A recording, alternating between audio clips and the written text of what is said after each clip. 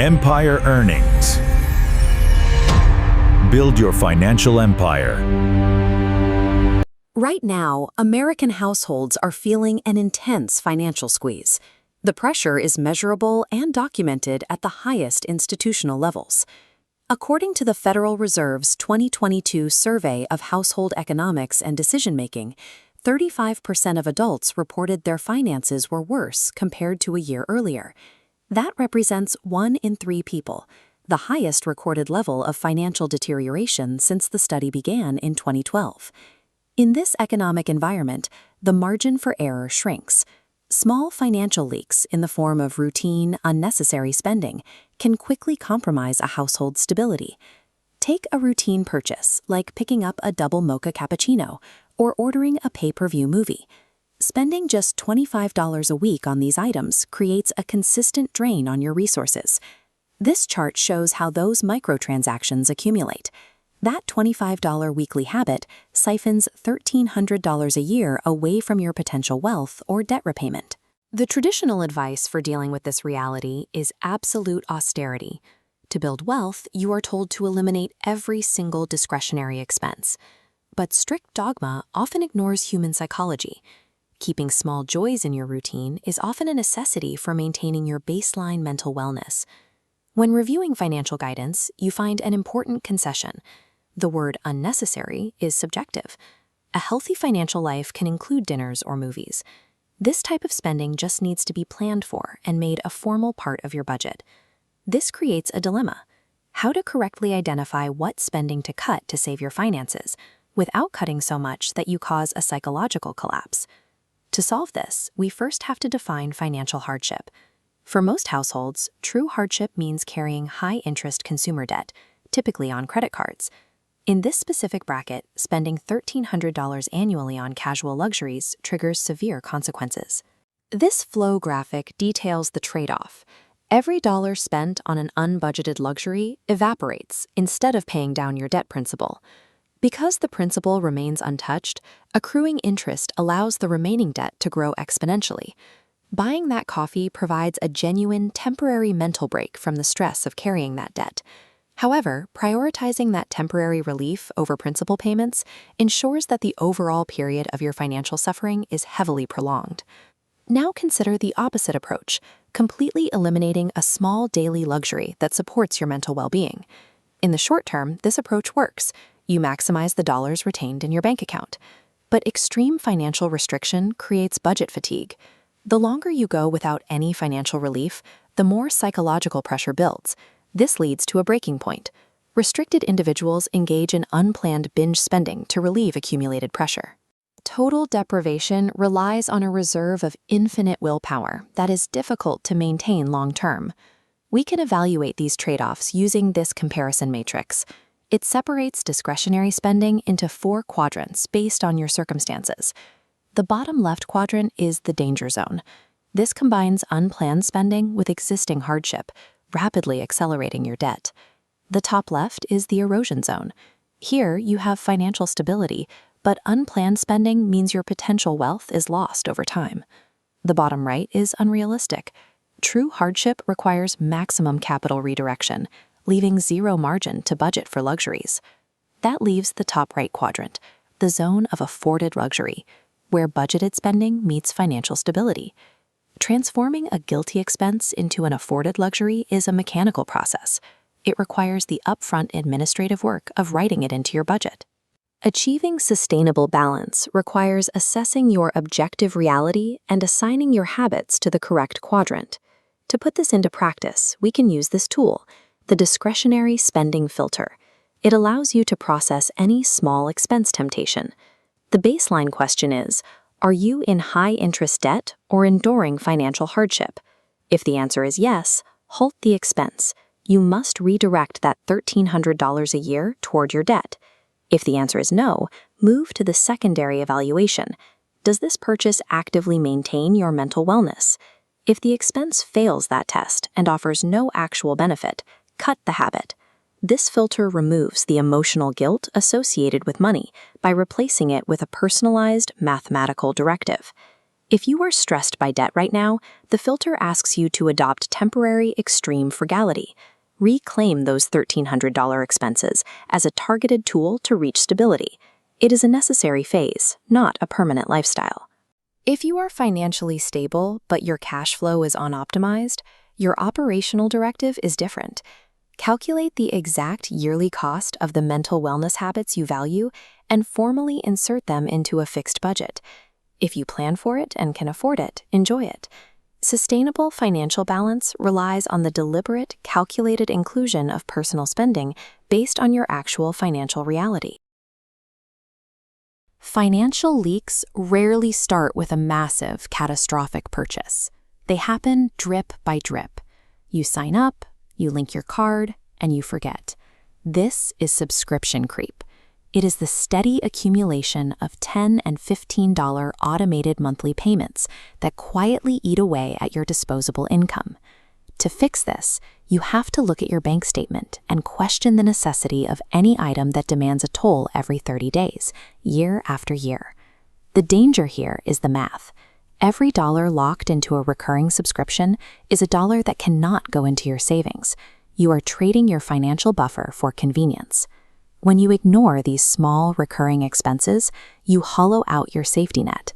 If an unexpected hardship hits, you won't have the cash reserves to absorb the blow. This chart shows identical incomes. Column A carries 15 subscriptions, eating up 40% of available cash, leaving them vulnerable to sudden income drops or medical bills. By cutting obligations down to 3 essentials, column B runs lean, creating a substantial, protective financial cushion. The challenge we face today is distinguishing between a tool that actually improves our daily lives and a convenience that merely drains our resources. Reclaiming that secure buffer requires an active trade-off. You have to willingly give up frictionless luxury in exchange for a deliberate, audited approach to what you consume. To figure out what stays, this quadrant chart maps the monthly cost of a service against how many hours you actually use it.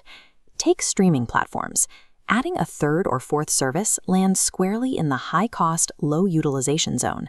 This is exactly why these specific services require close scrutiny. We often stack them without thinking. The result is maintaining access to massive content libraries that you barely have time to watch, while the providers steadily extract your cash every billing cycle. Paying for a catalog you don't use is a direct leak. That $15 a month could sit in a high-yield savings account, building your emergency fund. These high-cost, low-utility subscriptions act as the primary saboteurs of your long-term stability. Plotting a high-end fitness club against a budget gym reveals they share the exact same weekly utilization.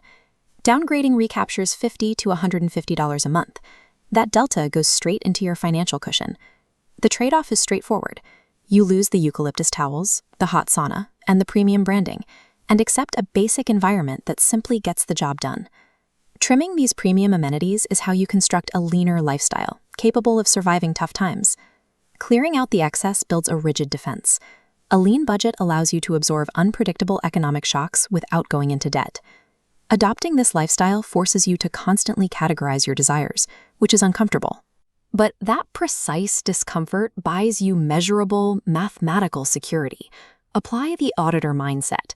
Every monthly expense passes the first gate, needs versus wants. Survival depends on the gap between income and baseline needs. Every authorized want actively shrinks that vital gap and requires severe evaluation.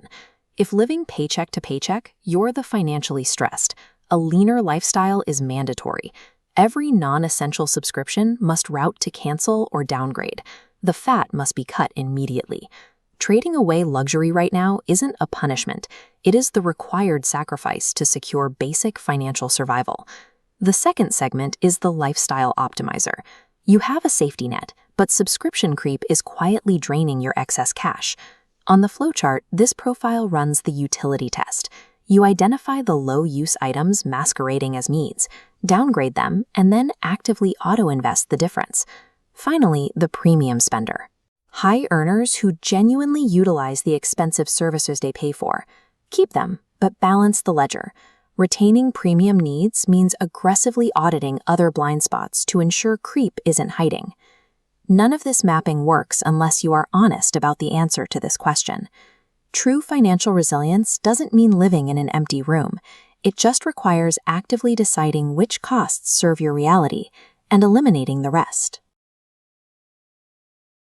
You walk into a sleek store, spot a beautifully designed jacket, and tap your card.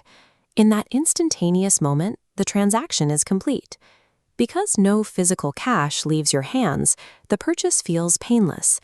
This lack of friction creates a psychological illusion of immediate affordability, making it easy to overlook the financial commitment you've just made. However, the price displayed on the tag is contingent on how you choose to pay. Depending on your credit habits, that number might only represent a fraction of what the item eventually costs you. Swiping a credit card initiates a high-interest loan that happens to be tethered to a physical object. If that loan isn't closed quickly, the clothing or electronics you walk home with becomes significantly more expensive than their sticker price suggests. Treating credit cards as a source of flexible funding while ignoring their underlying mechanics is an active choice to surrender a portion of your future wealth to interest payments. The math of using credit for non-essentials only works in your favor if you follow one rule: pay off the balance in its entirety before the end of the month. When that end-of-month deadline passes, any remaining balance generates interest. The purchase is no longer a simple exchange of value, it's an active debt. This chart highlights a staggering 24.62%, the median credit card interest rate in Investopedia's June 2024 database. Carrying this unpaid balance continuously extracts wealth. You're effectively paying a premium for time. This aggressive extraction easily overwhelms standard savings yields, outstripping your ability to save. Failing to cross the end-of-month finish line shifts your purchase's cost into a cycle of compounding interest that can last for months or years. To see how this works, let's go back to that original luxury item and its baseline retail price on the day you bought it. This bar chart tracks cost over time. After month 1, a 24.62%. The inflation of cost we just saw on one item aggregates across every casual swipe, from expensive dinners to daily shopping. This expanding web of double-digit interest liabilities eventually collides with the reality of a fixed monthly income. This mathematical imbalance leads to a predictable result, a situation where your total debt obligations force you to spend more money than you actually earn each month. Viewing the credit card as a debt instrument rather than an extension of your paycheck is essential to maintaining financial stability. Only swipe for non-essentials when you already have the cash secured to pay the balance in full. When a new vehicle rolls off the lot, the first question isn't about the total price tag. It's, can I make the monthly payment? Millions of new vehicles are sold every single year, and most are financed. But tying up your cash in long-term car loans creates a steady drain on your wealth. Buying a vehicle almost guarantees a financial loss. The real cost here is what your money could have done for you if it hadn't been trapped inside a depreciating piece of metal. To figure out what a car actually costs, we must throw out the monthly payment mindset and instead look at the total cost of ownership. Lenders want you to focus on a small, isolated monthly number. It feels manageable. It gives you permission to buy more car than you might otherwise consider. This table shows the reality. On the left is your monthly payment. On the right, purchase price, interest, depreciation, insurance, and fuel. Depreciation hits hardest. A new vehicle loses half its value in 5 years. These ongoing carrying costs completely bury that initial number. Ignoring these total costs means you are actively burning through cash every month, cash that could be aggressively paying down personal debt or building your savings. This brings us to a mathematical trap we can call the financing penalty. This graph tracks a financed car's value. The falling line shows the vehicle shedding thousands in worth. At the same time, a rising line represents money leaving your account to pay the lender, creating a massive gap between the price paid and remaining value. For someone simply looking for reliable transportation to work, this setup forces an immediate, unforced hit to their overall net worth. Financing amplifies your losses, permanently locking up capital you could have used for future financial flexibility. To make matters worse, many buyers fall into a habit of swapping out their cars every few years for a newer model. Every time you trade in a vehicle early, you are resetting your loan clock right during the years when the car is depreciating the fastest. You absorb the steepest drop in the vehicle's value, and then right before the depreciation curve levels out, you jump back into a new loan. You stay trapped in neutral or even negative equity. This constant trade-in cycle guarantees you lose capital on every single transaction, creating a lifetime subscription to car debt. Beyond financing, the size of the vehicle you choose carries its own heavy penalty, the SUV tax. Large SUVs are incredibly popular, but unless you're towing heavy trailers or moving serious cargo, you're buying it for the aesthetic. On this quadrant chart comparing utility versus financial drain, a standard compact car sits low on both purchase price and ongoing costs. When sizing up to a large SUV, baseline price jumps and ongoing costs rocket upward for heavier fuel, pricier tires, and higher insurance. You end up paying a daily premium to lug around empty seats and towing capacity you rarely use. This is completely different for a contractor or someone who hauls equipment for a living. For them, the high physical utility of the vehicle justifies the steep costs. But if your vehicle is strictly a commuter, upsizing delivers a severely negative return on investment and eats directly into your monthly savings. The foundation of a smart vehicle purchase requires accepting one clear fact.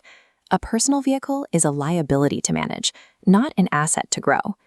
If you earn a living with your truck, that high total cost of ownership is just an acceptable, necessary business expense.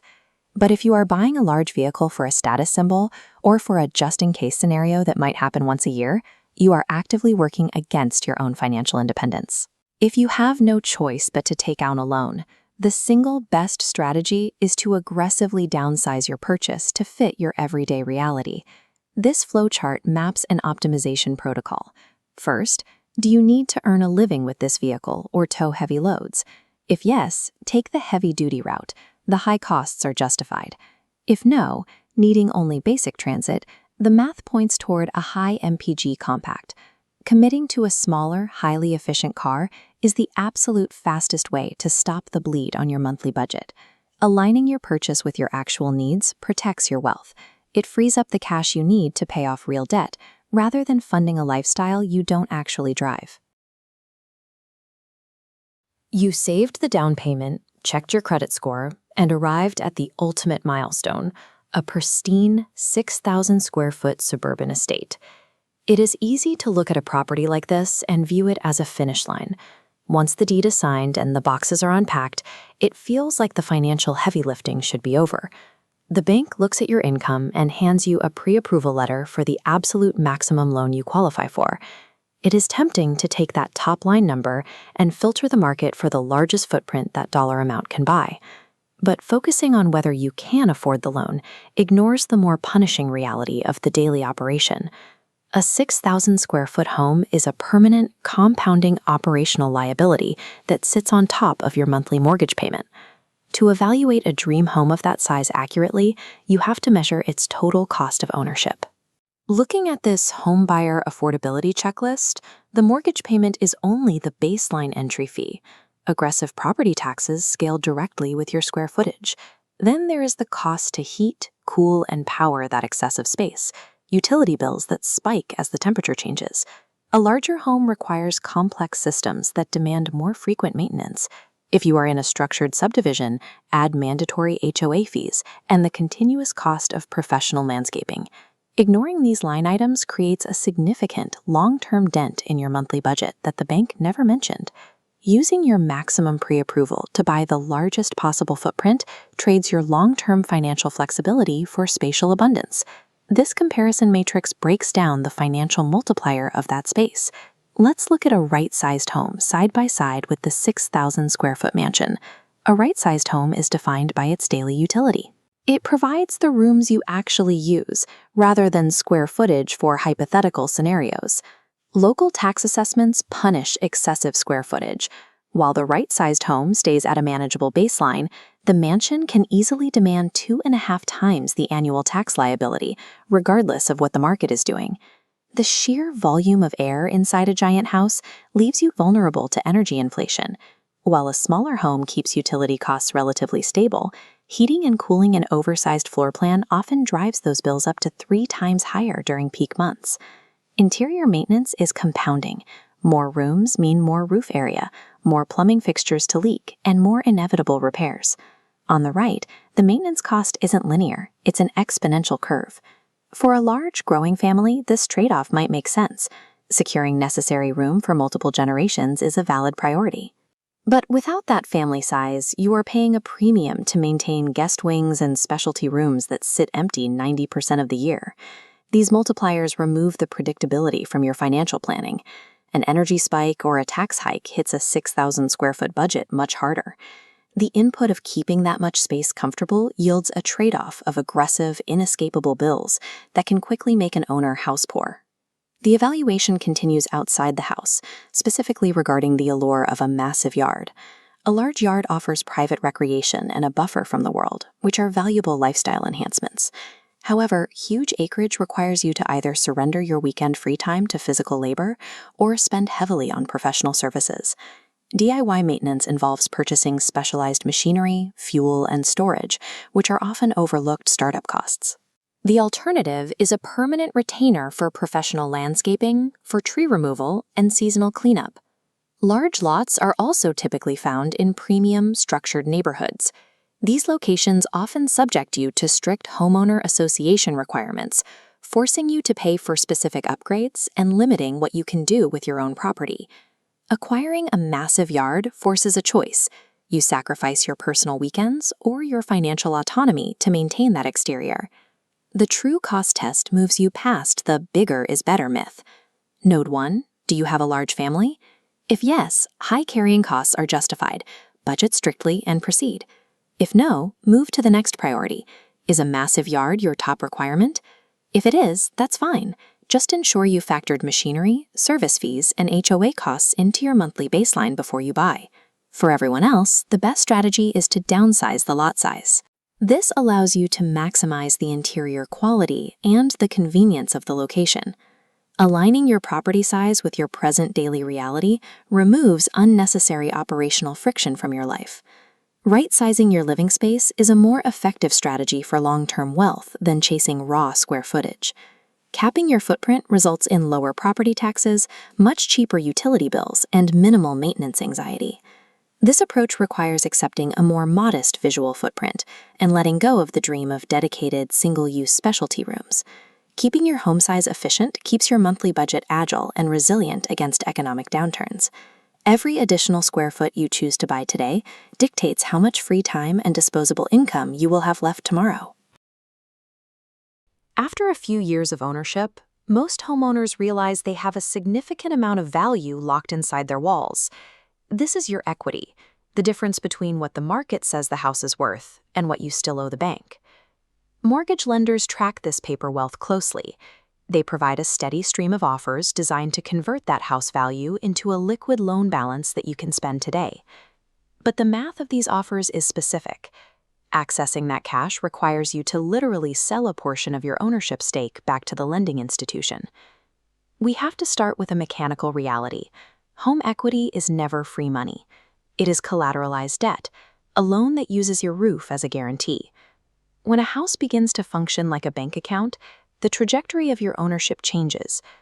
To decide if that change is worth the cost, we have to look at the specific trade-offs involved in tapping that value. We map equity decisions on a simple matrix, weighing property risk against financial utility. Top left is high utility, low risk. Securing a lower rate reduces costs without adding debt. Bottom right is the danger zone. Using a HELOC for lifestyle spending is high risk, with almost no long-term utility. Moving into this quadrant often means paying interest you don't need to pay, simply for the convenience of having a credit line attached to your house. Your end goal determines which side of this matrix you land on, and whether you're making a strategic maneuver or falling into a wealth trap. Let's look at the most common scenario, a standard refinance. This is where you replace your current mortgage with a new one to secure a lower interest rate. The goal here is twofold. You want to lower your mandatory monthly payment while also reducing the total amount of interest you'll pay over the life of the loan. Refinancing lowers the interest line, but resets your 30-year clock from zero. You also pay upfront closing costs, marked by this block. You must stay long enough to reach the break-even point, where savings finally exceed those fees. If you sell the property before reaching that intersection, the lower rate actually costs you more money than keeping your original mortgage. A refinance is a powerful tool for efficiency, but only if your timeline for living in the home outlasts the penalties of setting up the new loan. Now, consider the cash-out refinance. This is often used as a lifeline for people carrying high-interest debt, like credit cards with a 25% APR. The immediate benefit is purely mathematical. You replace several expensive, high-interest payments with one single payment at a much lower mortgage rate. It stops the interest bleed instantly. But the mechanics of this move change the nature of your debt. You are taking unsecured debt, which is not tied to any property, and converting it into secured debt. You are essentially taking those credit card balances and turning them into a rusting iron chain that is now bolted to your home. If you default on a credit card, you lose your credit score. If you default on this new consolidated loan, the bank takes the house. This strategy only works as a permanent fix if the spending habits that created the original debt have been addressed. Otherwise, you're just risking your roof to buy more time. Finally, there is the home equity line of credit, or HELOC. These are marketed as a convenient way to pay for things like kitchen remodels, new cars, or vacations. A HELOC is a revolving line. It works like a credit card attached to your home's value, allowing you to pull cash out repeatedly without changing your primary mortgage rate. This chart shows the cost of that convenience. As your HELOC balance rises to pay for a vacation or a car, your actual ownership in the home vanishes by that same amount. You are paying compound interest on items that lose value over time, using an asset that is supposed to build your wealth. This is a steady erosion of your net worth. You are slowly transferring the value you've built back to the bank in exchange for temporary consumption. Using equity to fund a lifestyle is the fastest way for a homeowner to remain cash poor, regardless of how much their property value increases. To find the right path for your situation, we use a diagnostic framework to see which equity action makes sense. If you are dealing with high-interest toxic debt, follow the branch toward a cash-out refinance to stop the interest drain. If you're lowering your primary rate to improve monthly cash flow, move toward a standard rate and term refinance.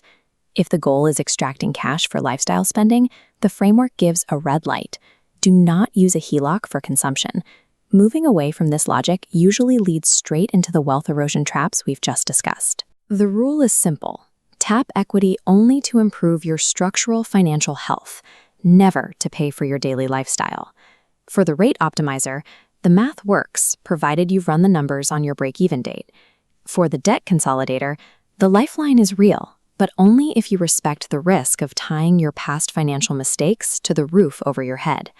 And for the lifestyle funder, the best move is to reject the temptation of an easy credit line. Keep the vault door locked. In many cases, leaving your equity exactly where it is, untouched inside the walls, is the most effective wealth-building strategy you have. True financial security comes from owning your home outright, rather than paying the bank for the privilege of using its value.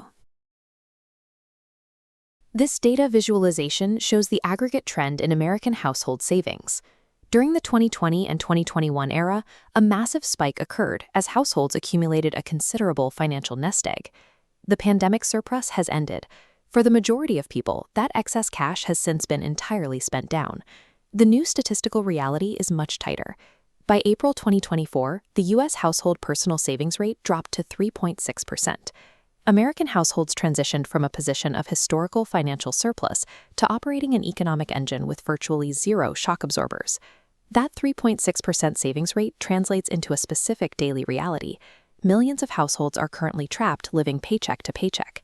This puts people in a precarious position where every single dollar of incoming cash is already accounted for, leaving zero margin for error in the monthly budget. Current data shows no signs of improvement in this widespread financial vulnerability. Grave American households now live in a state of extreme fragility. They are primed for disaster if their routine is disrupted. This flow system represents a balanced budget. When sudden job loss occurs, the income stream halts. The incoming stream stops, but outgoing expenses for food and housing continue draining the tank. Because every dollar was allocated, the cash reserve empties instantly, forcing a liquidity crisis. Losing a job suddenly removes the window of time needed to react before basic survival bills come due. Lacking the cash reserves to buy time, the household must use high-interest credit to cover their basic survival expenses and keep up with existing obligations. Using credit cards to service existing liabilities creates a compounding trap, which will place you in a cycle of debt paying for debt. This compounding debt can rapidly overtake a household's ability to recover. Even if employment is eventually restored, new monthly interest payments continue to consume the majority of wages. As credit lines max out, this debt spiral pushes the household toward the collapse of their primary stability, their physical home. Without a buffer, a simple missed paycheck scales into the loss of a family's primary shelter. To stop this chain reaction, financial planners recommend a specific structural intervention, the 3-month emergency fund. This shows the logic behind the 90-day metric. 3 months represents the time required to absorb the shock of job loss while your income remains flat. This fund acts as a firewall, preventing daily expenses from triggering the debt cycle. 3 months of expenses represents the universal baseline engineering requirement for solvency. When a recession hits, the average household at a 3.6% savings rate is immediately paralyzed, whereas a household with a 90-day firewall possesses the liquidity to strategize and pivot. You cannot build a shock absorber while you are crashing. The time to build this firewall is right now, because this is not the position you want to find yourself in when an economic recession hits. Having cash on hand guarantees quick access, preventing the immediate panic that drives households toward high-interest debt traps.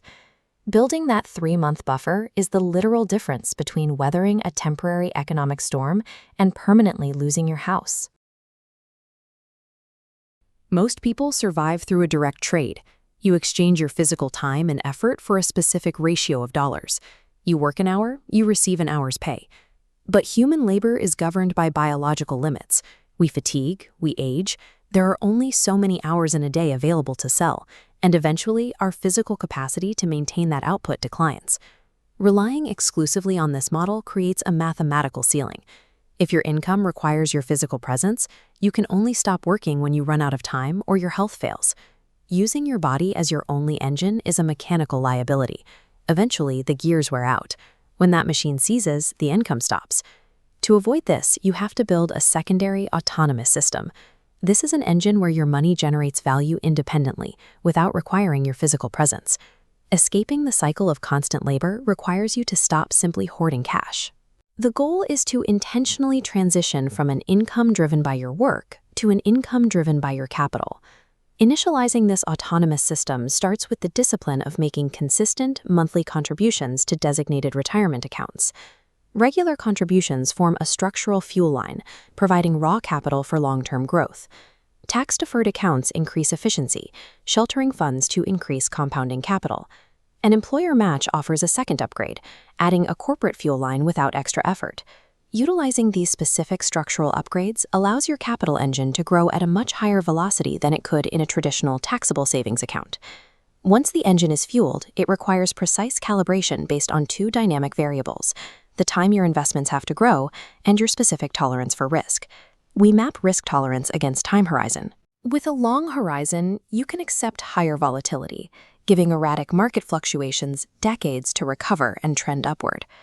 As your timeline approaches zero, the wave must flatten into stability to protect your capital from shocks. Failing to calibrate these gears correctly can either stunt the machine's growth early on or cause it to fail right when you need to rely on it. The final objective of this engineering process is to reach the crossover point. This chart defines a sustainable retirement as a specific mathematical threshold. It is the moment when the output from your capital engine exceeds the income generated by your physical labor. Reaching this point involves managing complex tax codes, shifting risk parameters, and unpredictable market timelines.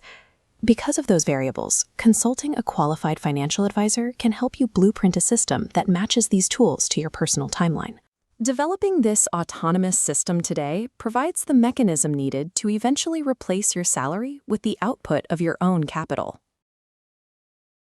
It is a strange financial position to be in, watching a credit card balance grow at 24% while a retirement account sits nearby, effectively locked away. It creates a tension between the long-term goal you've been told to protect and the immediate pressure of that debt. From a strictly mathematical perspective, the problem looks simple.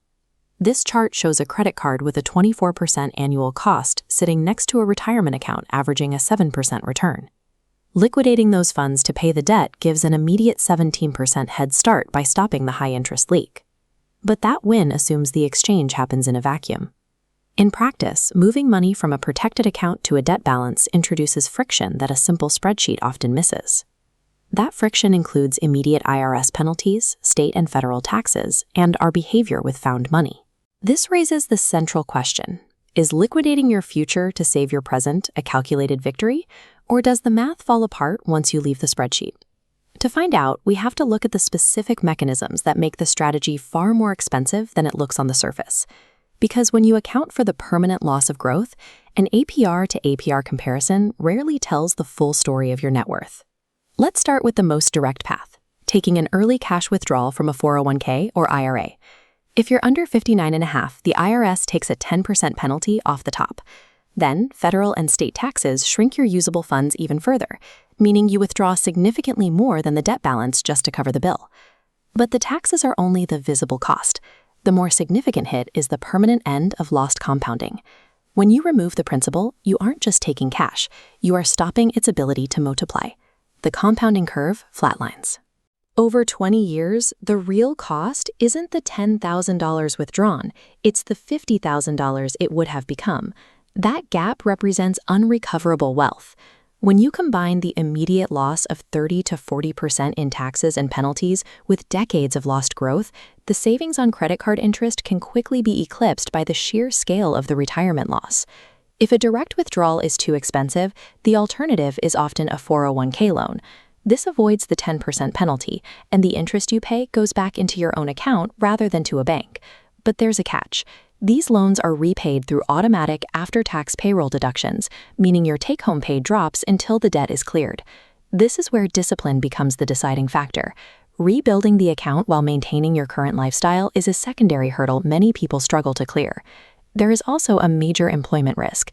If you leave your job, that loan balance is often due almost immediately. If you can't pay it back upon leaving, the loan defaults. At that point, it becomes a withdrawal, triggering the same 10% penalty and income taxes you tried to avoid. Even for disciplined planners, the pressure to replace that cash under a tight deadline can be overwhelming. Ultimately, a 401k loan replaces a bank's timeline with an unforgiving repayment schedule tied directly to your job security. Beyond the math, we have to look at the human element, specifically the day after the debt hits zero. Paying off a credit card brings a massive sense of relief. The psychological pressure that kept you focused on your budget suddenly vanishes. This often leads to lifestyle creep. Without the monthly debt payment, you suddenly have a surplus of cash in your checking account. If the spending habits haven't changed, that new cash flow isn't saved. Instead, it's absorbed into daily spending. This chart shows the relapse trap. You pay off the debt, spending increases to fill the void, and within a few years, new debt appears. But now, the retirement safety net is gone. Clearing the balance with savings doesn't fix the underlying behavior. It simply trades your long-term security for a temporary zero on a credit card statement. So, who can actually make this strategy work? There is one non-negotiable prerequisite on this mandate. The spending habits that cause the debt must be fully resolved before you touch your retirement. You have to treat the money you owe your retirement fund with the exact same urgency you felt when the bank was charging you 24%. Your budget has to stay lean. You cannot let freed-up cash disappear into your lifestyle.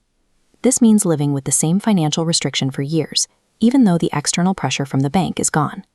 If you are looking for an easy escape from monthly payments, this strategy will likely lead to a relapse.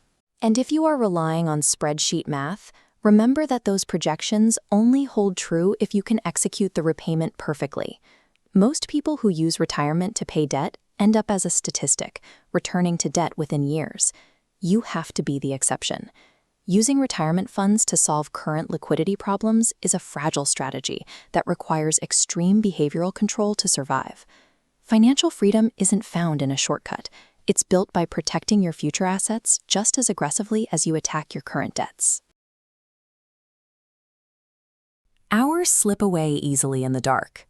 The endless flicker of a streaming service or rapid scroll of a social media feed commands total attention. We dedicate immense energy to consuming the exact present moment. Yet we rarely carve out a fraction of that time to sit down and review our own financial health. Drifting forward without checking the numbers means you are flying completely blind. You have no idea what your cash flow actually looks like, or what trajectory your bank account is on. Operating this way leaves zero margin for error. Without a plan, even a minor unexpected friction becomes an immediate crisis. A blown tire, an emergency room visit, or a sudden home repair shatters that passive routine. Suddenly, a massive gap opens up between the cash you have and the cash you need. Without savings to draw from, the immediate reflex is to swipe a credit card. It bridges the gap instantly, demanding zero preparation or immediate cash. That piece of plastic creates a highly convincing illusion of safety. The crisis feels resolved because the mechanic or the doctor has been paid, allowing you to return to your normal routine. Relying on credit in these moments is a reflex of the unprepared. It satisfies the immediate need while ignoring the structural damage being done to the months ahead. This is how that swipe actually functions. The initial charge creates a singular block of principal debt. Because there is no cash to pay the balance entirely, that singular block stretches across a timeline, splintering into fractions across months of minimum payments. Then the penalty for stretching that timeline activates.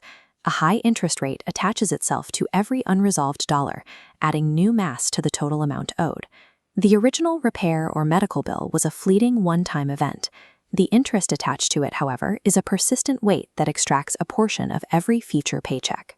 The credit card did not solve the original cash shortage. It engineered a much deeper, longer-lasting financial deficit. This begins a strict feedback loop. The heavy burden of new interest payments creates immediate financial stress upon the household budget. Servicing that debt drains the exact cash you need to pay for your upcoming basic living expenses, like groceries.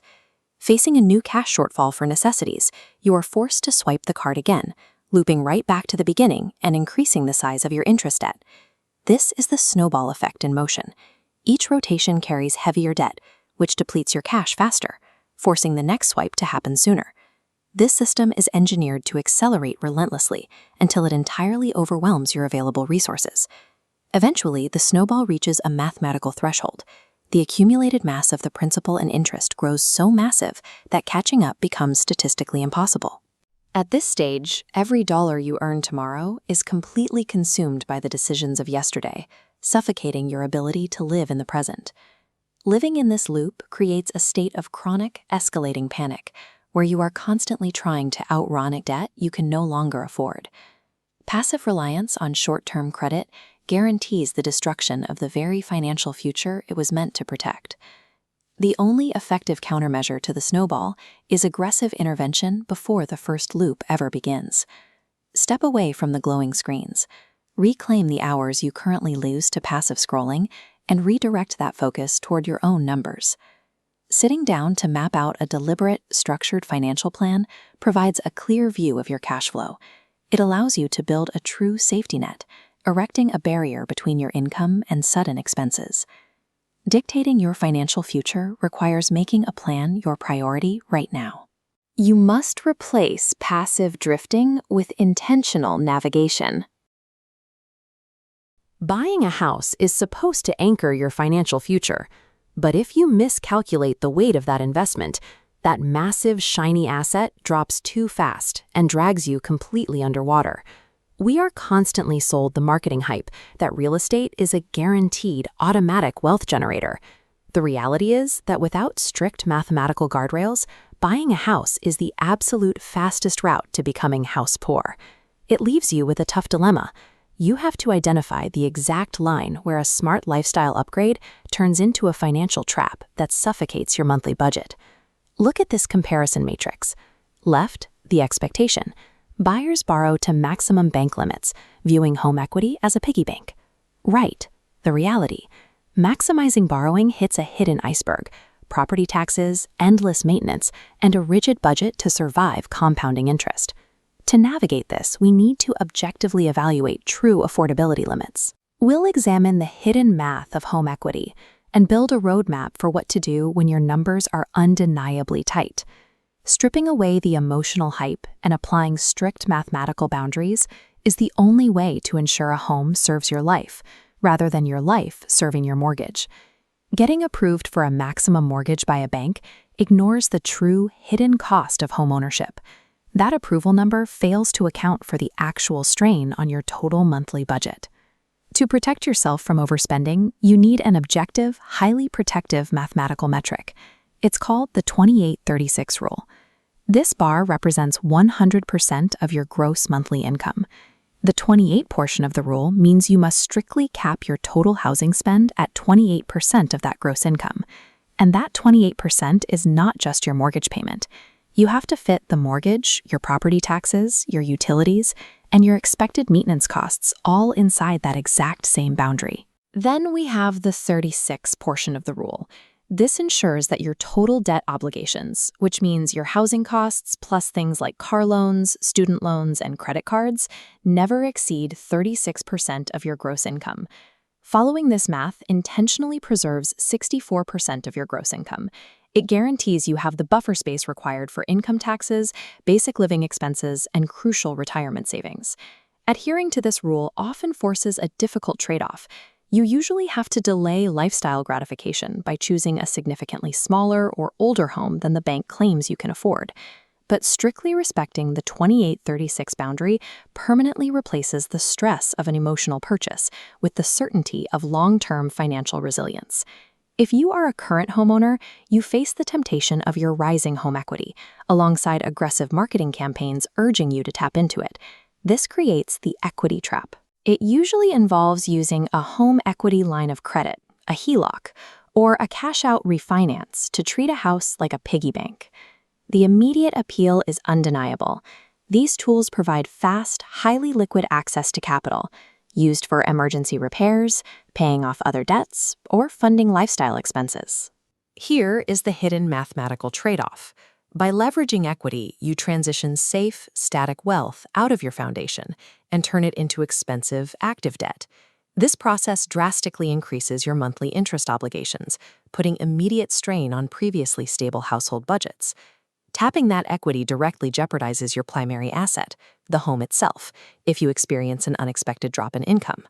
Using equity to fund your current lifestyle is a dangerous trade that sacrifices long-term stability for short-term cash flow, ultimately deepening the house poor trap. Escaping or avoiding the house poor trap entirely requires action, the creation of a reality-based financial plan. The first mandatory input is performing a zero-sum, honest review of your credit card statements to establish a rigid budget roadmap. A truly comprehensive plan completely removes economic uncertainty. It clarifies the exact trajectory needed for milestones like homeownership or retirement. Building this plan requires facing uncomfortable financial truths. You have to objectively and explicitly identify exactly where you are overspending. We also have to acknowledge a second harsh trade-off. For some, the budget is bare bones, and there are temporarily no extra expenses left to cut. Navigating this phase requires immense psychological discipline. You need the ability to give yourself grace when sticking to the budget fails, and the resilience to keep trying anyway. A financial plan is not a magic solution to a lack of capital. It is a navigational tool to help you survive tight economic margins until your circumstances improve.